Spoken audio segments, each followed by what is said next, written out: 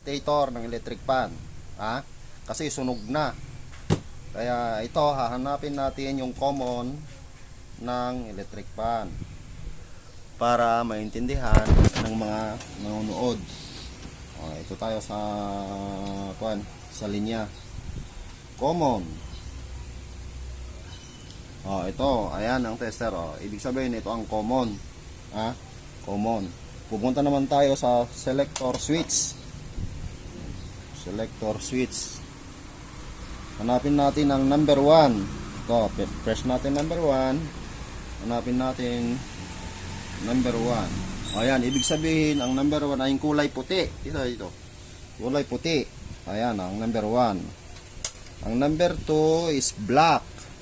Number 3 is red. Ayan, nakuha na natin mga guys. Manood lang kayo mabuti para matutunan nyo kung paano magbuo ng wirings pala ng electric fan. Ngayon, itong kulay pula, dito natin ilalagay yung capacitor, starting capacitor. Dilaw. Ayan, may resistance siya. Yan ang pinakamataas na resistance. Diyan ang capacitor. Tapos, di ba, itong green na siya ang common.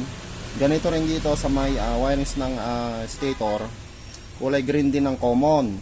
So, ito, pag kukonikin natin yung green, tapos, kunin muna natin sa resistance. Resistance. Dito tayo sa common. Tapos yung number 1 is yung white. Yan ang resistance niya.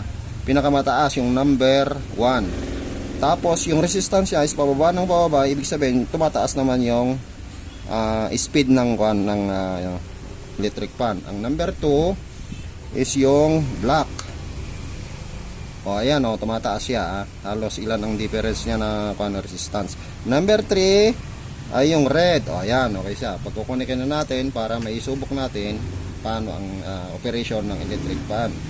So, ang number 1 is yung white. Ayan, pagkunikin muna natin para makita nyo. Tapos, yung number 2 is yung black. Ayan, black.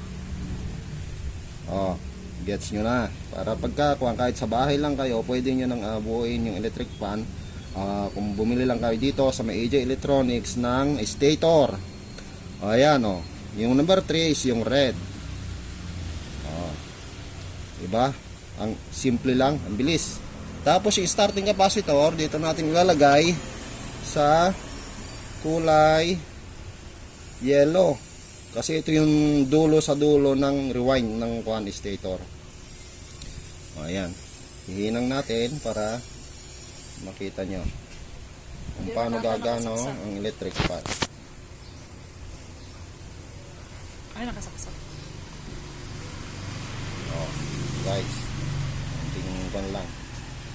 Pwede naman nating testingin na habang hindi pa nahinang. Ayan. Makita nyo lang. Ayan na. Subukan natin kung paano, kung tama ba o mali ang pag-wirings natin. Ayan. Mandar na. Ibig sabihin, naka number 3. Off muna natin. Saksan natin. Number 1. Makita natin yung speed niya. Okay natin para baka magdikit. Ayan. Number 1. Okay na. Andar. Number 2. Ayan. Number 3. Diba? Okay yan. Ang lakas. Bumalik sa dati niyang lakas. Baga sa bago yung stator niya. Kaya yung lakas niya is parang bago na rin. Okay. Ipa-plaster na natin para may may final assemble. Sige, okay. Thank you mga mga nanonood man. Huwag mo pati. Kung may natutunan kayo, lang. Follow nyo lang ako. Sapat na. Okay. Thank you.